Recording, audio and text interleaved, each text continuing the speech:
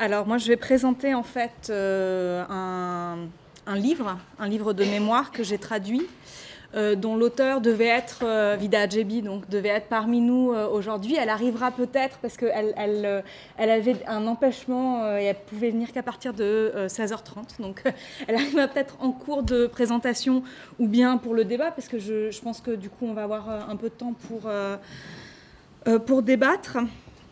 Et donc, je présente ce livre de mémoire qu'elle a écrit en persan. Donc, Vida Adjebi est une auteure iranienne qui vit en France, qui a vécu en France et dans beaucoup d'autres pays du monde au cours de sa vie, mais qui vit en France en tant que réfugiée politique depuis 1983.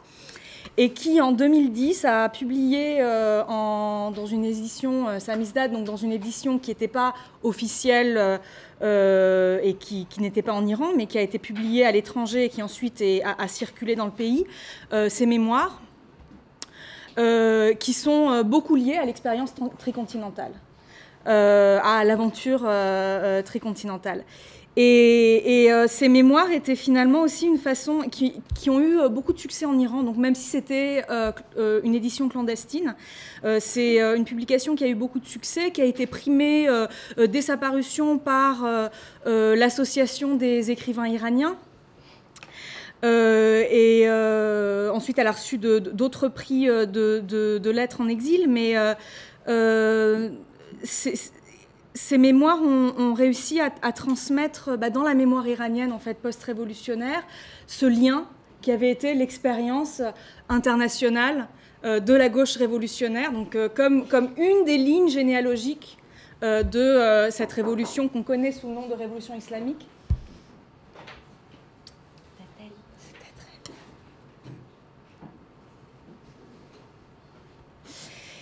Qu'on connaît sous le nom de révolution islamique, mais qui était surtout une révolution pour destituer le Shah d'Iran.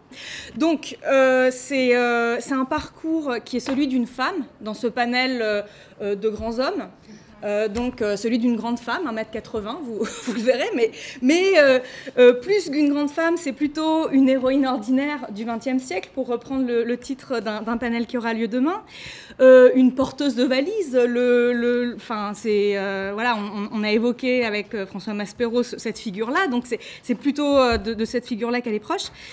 Ces mémoires, en fait, tracent une expérience humaine de l'aventure tricontinentale, et aussi raconte l'histoire de ce qu'a été, de ce qu'ont été à la fois les projets, les espoirs, les différents lieux de passage, de transmission de ce projet international et internationaliste, en mettant l'accent sur les affects et les passions politiques. Et aussi en mettant l'accent sur un rapport sensible au pays qu'elle traverse, dans une époque où voyager est beaucoup plus difficile qu'aujourd'hui. Donc c'est aussi ça qui apparaît à travers son récit, ce que c'est qu'être une globe-trotteuse quand trotter n'est pas si simple d'un continent à l'autre. Et finalement, ce que montre sa trajectoire, que je vais résumer assez rapidement et qui est en fait l'ossature de ses mémoires, c'est comment avait lieu au quotidien, comment se pratiquait concrètement cette circulation des idées, ces transferts de technologie, ces différentes liaisons. Elle avait eu ce dossier, ce qui la fera tomber en Iran finalement, où elle fera 7 ans de prison. C'est ce dossier comme agent de liaison qui lui avait été construit par la CIA. Mais donc c'est vraiment une histoire de liaison, une histoire de passage, de rencontre. Et il y a sans cesse un va-et-vient dans ce livre entre cette histoire-là et finalement aussi l'histoire iranienne. L'histoire iranienne qui commence avec ses années de formation. Les mémoires commencent comme une espèce de livre de roman d'apprentissage ou de parcours d'apprentissage. Ces années de formation qui commencent avec le fait qu'elle a, par curiosité, voulu assister au procès de Mossadegh. Donc c'est au moment où Mossadegh veut nationaliser le pétrole, il y a un coup d'État. Depuis 2-3 ans, les archives de la CIA ont été rendues disponibles. Donc on sait que c'était un coup d'État qui était organisé aussi, co-organisé par la CIA, et Mossadegh est jugé, et le parti communiste iranien, le Toudeh de l'époque, tout autant que le clergé chiite, vont s'aligner avec le Shah et finalement, stratégiquement, disons, retirer leur soutien à Mossadegh. Première formation, première expérience. La deuxième, ensuite Vida, dans les années 50, va venir faire des études d'architecture à Paris. C'est l'expérience du racisme. Donc elle appartient quand même à une élite sociale, puisque son père est propriétaire terrien. En Iran, elle peut donc, en tant que femme, fille, faire des études à l'étranger dans les années 50, ce qui n'est pas donné non plus à tout le monde à l'époque. Mais le racisme qu'elle voit, c'est beaucoup plus celui qui frappe les travailleurs immigrés, notamment algériens, dans le Paris des années 50. Donc elle fréquente un petit peu les cercles anticoloniaux. C'est là qu'elle rencontre son futur mari, le Vénézuélien Osvaldo Barreto, qui était un des leaders ensuite du Parti communiste vénézuélien et de la lutte armée après, dans les années 65, 66 et plus tard, au Venezuela. Et puis, troisième moment de l'apprentissage, en fait, c'est sa participation au Festival de la jeunesse à Moscou en 1957, où elle va à la fois voir, comme beaucoup de voyageurs, un petit peu le topos du voyage en URSS, où on voit bien que ce qu'on nous montre n'est pas le reflet exact de ce qui se passe. Et en même temps, c'est intéressant parce que dans ce voyage à Moscou, et puis à travers l'Europe de l'Est avant d'arriver à Moscou, il y a ce rapport sensible à ce qu'était la réalité des pays socialistes, c'est-à-dire à la fois son rejet immédiat, un peu sensible de Berlin-Est, du côté gris, du côté étouffant de la ville, et qu'elle n'arrive pas à nommer, mais il y a quelque chose comme ça, une chape de plomb qu'elle ressent fortement. Et de l'autre côté, la grande émotion qui la saisit pendant le festival, elle a l'impression que le paradis est à portée de main, elle chante avec la foule, elle reconnaît, il y a un enchantement très grand qui... Et dans ses écrits, on voit comment est-ce que cet enchantement-là et cette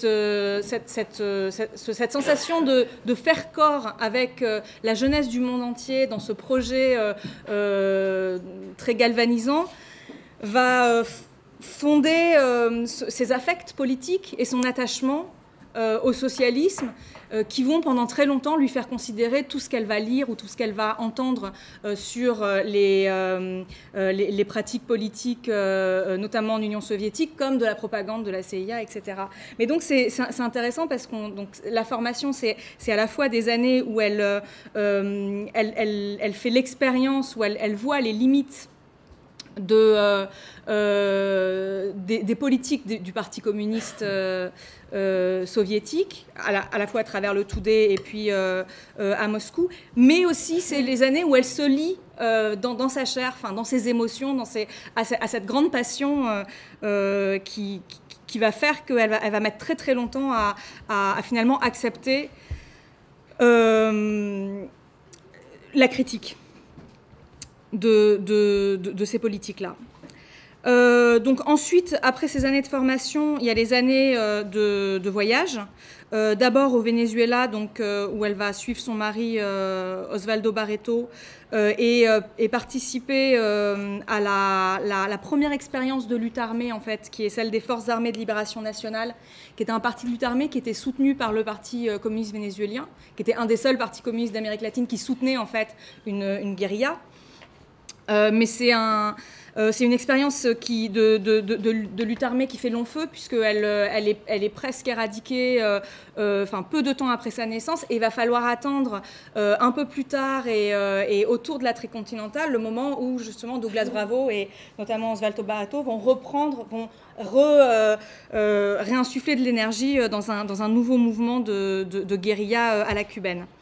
Donc, mort de ses camarades, échec des FALN, Vida retourne en Iran. Et elle y retourne à un moment qui est intéressant, puisque c'est en 1963, c'est-à-dire 1 an après les réformes agraires du Shah. Et ça, c'est vraiment les réformes agraires. Quand je disais, il y a 2 lignes, il y a l'expérience internationale et vraiment la trajectoire iranienne à l'angle de ces expériences-là. Mais ce moment, 1963, c'est le moment où Khomeini mène les premières manifestations massives contre les réformes du Shah, les réformes agraires, et le droit de vote accordé aux femmes. Et en fait, c'est le moment où Khomeini va devenir ayatollah, va être fait ayatollah pour échapper à une peine de mort. Et le moment aussi où il va être exilé. Mais ces manifestations-là sont une première pierre dans la trajectoire politique iranienne qui va mener à la révolution de 1979. Et l'expérience qu'en donne Vida est une expérience extrêmement paradoxale, un peu amère, et qui est un peu loin de la... finalement de l'image de première révolte islamique précurseur de la révolution qu'il en est resté. Et il y a très très peu de travaux qui ont été faits sur ces manifestations-là. Je pense que donc du coup son témoignage est intéressant. Ensuite, elle va rejoindre son mari Osvaldo à Alger, où lui va donc autour de Ben Bella, comme ça a été signalé, il y avait tout un mouvement logistique aussi d'aide en armes, en différentes logistiques aux guérillas africaines et sud-américaines. Et donc elle va participer notamment là à la conférence d'Alger de février 65, où des pays comme l'Égypte, l'Indonésie, le Mali, la Guinée sont réunis pour poser les bases de ce qui est un mouvement tiers-mondiste un petit peu autonome, disons, de l'impérialisme soviétique et chinois. Je parle d'impérialisme soviétique et chinois parce qu'elle rappelle l'importance du discours de Che Guevara en février 65 à Alger, où il emploie lui-même ce mot-là, où il n'hésite pas à faire la comparaison. Et donc elle rencontrera lors de ce voyage à Alger Mehdi Ben Barka, qu'elle évoque longuement dans ses mémoires et dont elle évoque toute l'importance de la figure, et tout en rappelant que finalement les 3 architectes de la conférence tricontinentale de 66, Ben Bella, Ben Barka et Che Guevara, seront tous les 3 éliminés. Enfin, Che Guevara n'est pas éliminé, mais bon, au moment... pas en 66. Pas en 66. En 66, il n'est pas éliminé, il part, hein, voilà, il est écarté. Mais donc, qui seront absents de cette conférence-là. Et puis, j'avais prévu, mais je n'aurai pas le temps de vous lire les quelques extraits des pages qu'elle consacre à la conférence de Cuba, parce que c'est très savoureux. Et encore une fois, je pense que c'est vraiment important d'entrer dans l'histoire aussi à travers cette expérience-là, où on voit toute la curiosité d'une observatrice, et puis vraiment l'histoire vécue, quoi. L'expérience sensible, et c'est important parce que Vida, c'est à la fois une femme, mais c'est aussi une mère. Enfin, c'est une expérience féminine, c'est un regard qui est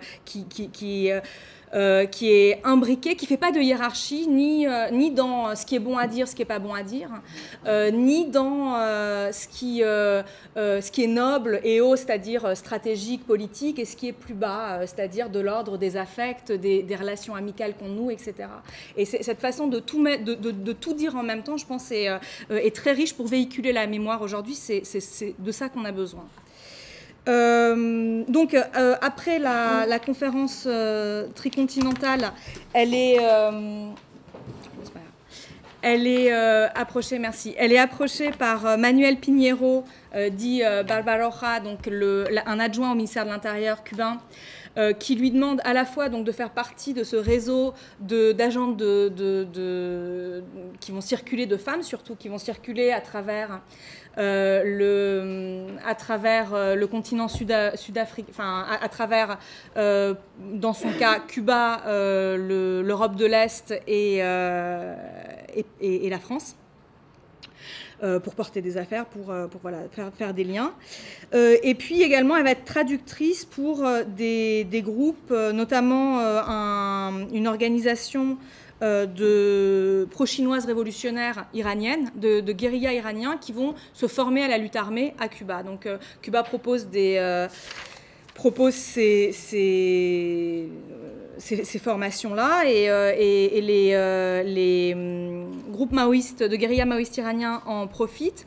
Vida est traductrice et c'est notamment ce rôle-là qui va... Voilà.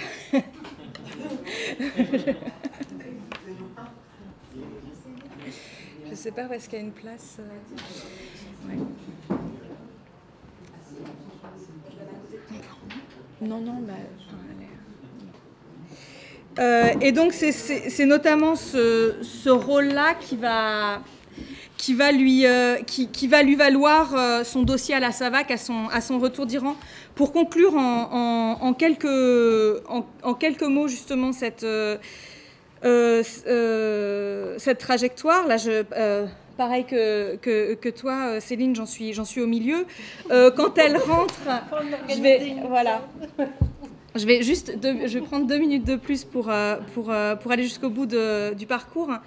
En fait, ce qui est intéressant, donc ensuite, Vida à un moment retourne en Iran à partir du début des années 70.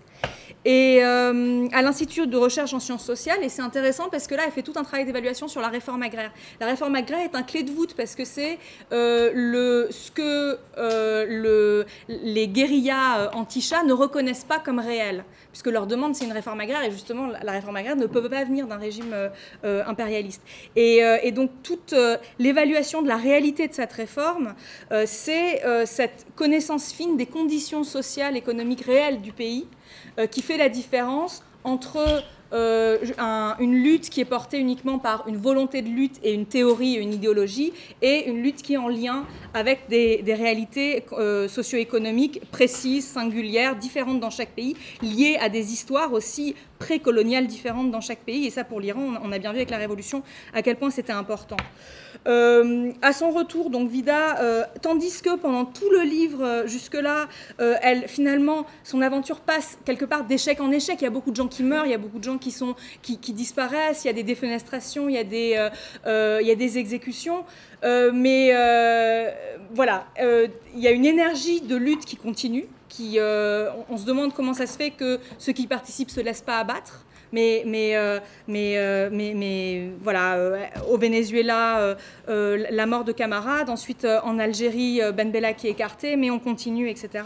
Mais une fois qu'elle rentre dans son propre pays, là, c'est la réalité de la répression sous un autre angle. Et la violence, en fait, est à la fois des contradictions de la lutte et à la fois de la répression du pouvoir contre cette lutte, est ressentie de façon tout à fait différente quand c'est dans son propre pays. Et moi, je trouve ça intéressant parce qu'il y a vraiment cette tension entre l'international et l'engagement dans un terrain qui est le sien.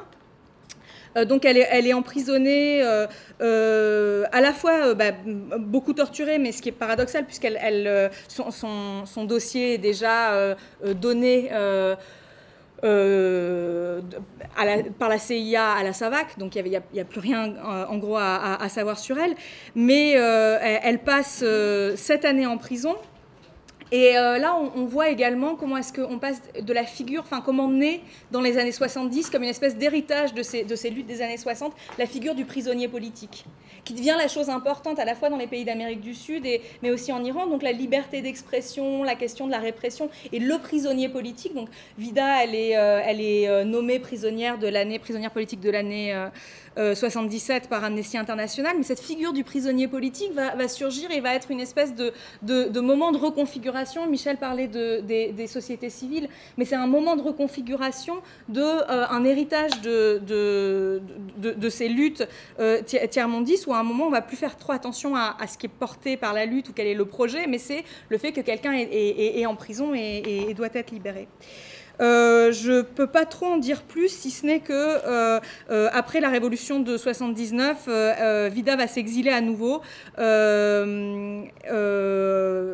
arriver en France en tant que réfugié politique en 83, mais les nombreuses pages qu'elle consacre à la prison comme laboratoire aussi, à la fois laboratoire des luttes, et laboratoire de la gauche et laboratoire social, montre encore une fois cette tension entre une épistémologie, un travail théorique, une circulation des idées internationales et des histoires singulières de chaque pays. Et là, en l'occurrence, toute l'histoire, aussi tout l'héritage de l'islam en Iran, comment est-ce que les groupes islamistes considérés d'abord comme avant tout anti-impérialistes, anti-Shah, sont finalement, ont leur propre histoire, disons, aussi dans leur lutte avec ou contre le pouvoir depuis plusieurs siècles, et que cette histoire-là rejoint celle des